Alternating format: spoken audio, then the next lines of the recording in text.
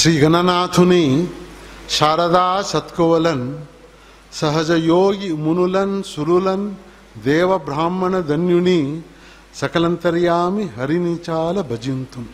ಯೋಗಿ ನಾರಾಯಣ ಯತೀಂದ್ರರು ಋಷಿಮುನಿಗಳು ಆಗಿ ಅವರು ಕಲಿಯುಗದಲ್ಲಿ ಆತ್ಮಬೋಧನೆಯನ್ನು ಎಲ್ಲರಿಗೂ ಬೋಧನೆ ಮಾಡಿದ್ದಾರೆ.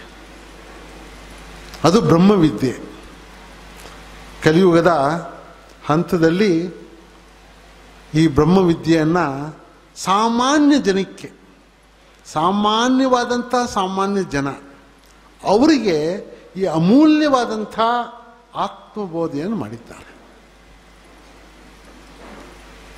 ಇದು ಎಷ್ಟೋ ನೂರಾರು ಯುಗಗಳಿಂದ ಬಂದಿರತಕ್ಕಂಥ ಬ್ರಹ್ಮವಿದ್ಯೆ. ಪರಮಾತ್ಮನೇ ಯುಗ ಯುಗದಲ್ಲಿ ಋಷಿ ಮುನಿಗಳ ಮೂಲಕವಾಗಿ ಬಂದು ಎಲ್ಲ ಮಾನವರು ಕೂಡ ಈ ಬ್ರಹ್ಮವಿದ್ಯೆಯನ್ನು ಉಪದೇಶವನ್ನು ಮಾಡಿದ್ದಾನೆ. ನಾವು ಭಾಗವತದಲ್ಲಿ ಕಾಣಬಹುದು. ಈ ಒಂದು ತಾಯಿಯ ಗರ್ಭದಲ್ಲಿ ಹುಟ್ಟಿ ಮಗನಾಗಿ ತಾಯಿಯನ್ನು ಆ ಒಂದು ಉಪದೇಶವನ್ನು ಮಾಡಿ ಮೋಕ್ಷವನ್ನು ದಾರಿಯನ್ನು ಕೊಡುವಂಥ ಆ ಒಂದು ಸಂದರ್ಭದಲ್ಲೂ ನಾವು ನೋಡಬಹುದು.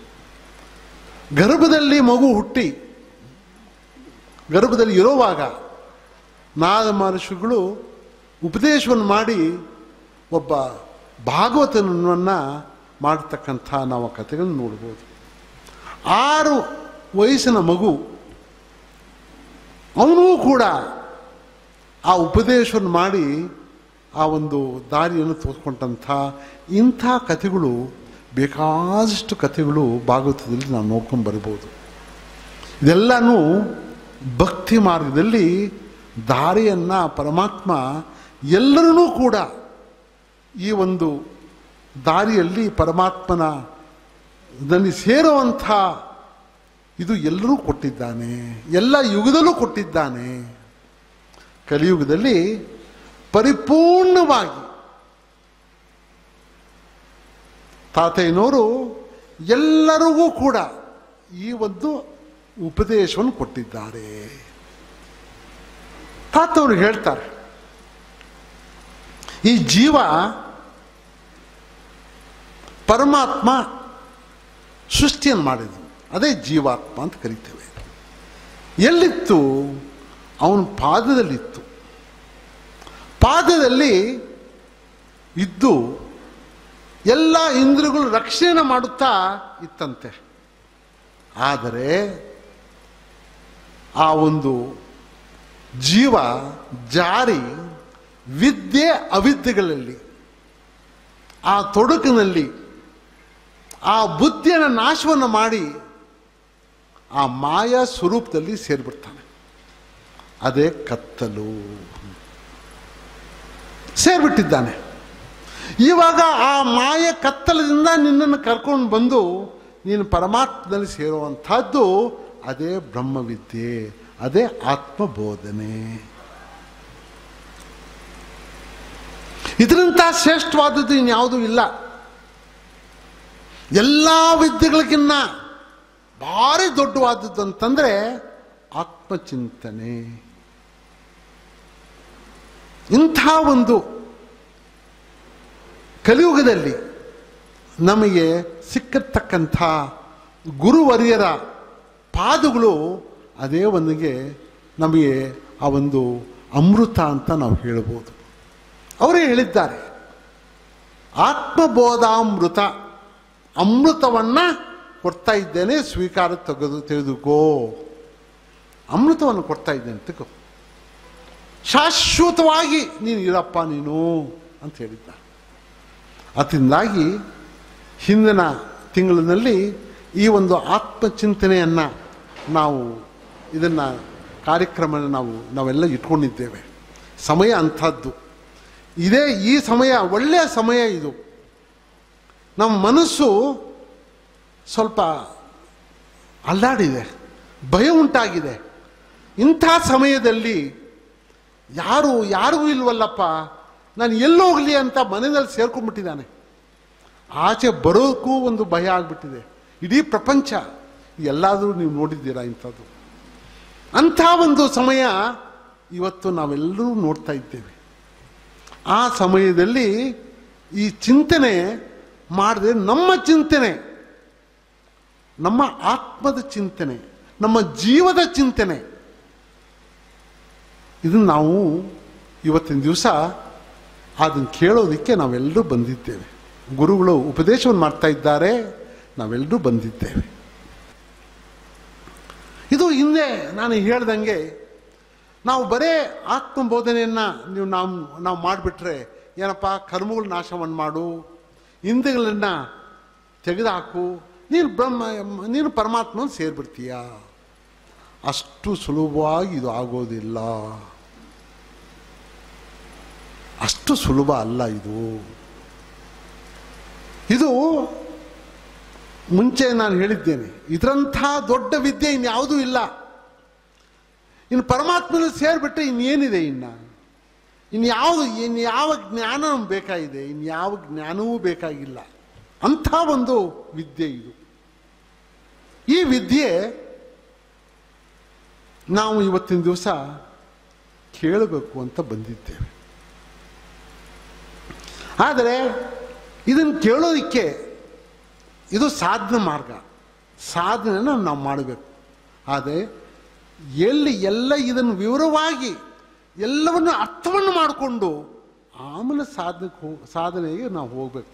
ಅಲ್ಲಿವರೆಗೂ ನಾವು ಸಾಧನೆ ಮಾಡೋಕ್ಕೆ ಸಾಧ್ಯವಿಲ್ಲ. ಅದರಿಂದಾಗಿ ಹಿಂದಿನ ಒಂದು ಸಮಯದಲ್ಲಿ ಸೃಷ್ಟಿಯಿಂದ ನಾವು ಇದನ್ನು ಯಾವ ರೀತಿ ಸೃಷ್ಟಿ ಆಯಿತು, ಪರಮಾತ್ಮ ಯಾವ ರೀತಿಯಾಗಿ ಸೃಷ್ಟಿಯನ್ನು ಮಾಡಿದ್ದಾನೆ, ಎಲ್ಲ ಜೀವರಾಶಿಗಳಿಗೂ ಅನಂತ ಕೋಟಿ ಜೀವರಾಶಿಗಳನ್ನು ತಾತಯ್ಯನವರು ಹೇಳ್ತಾರೆ.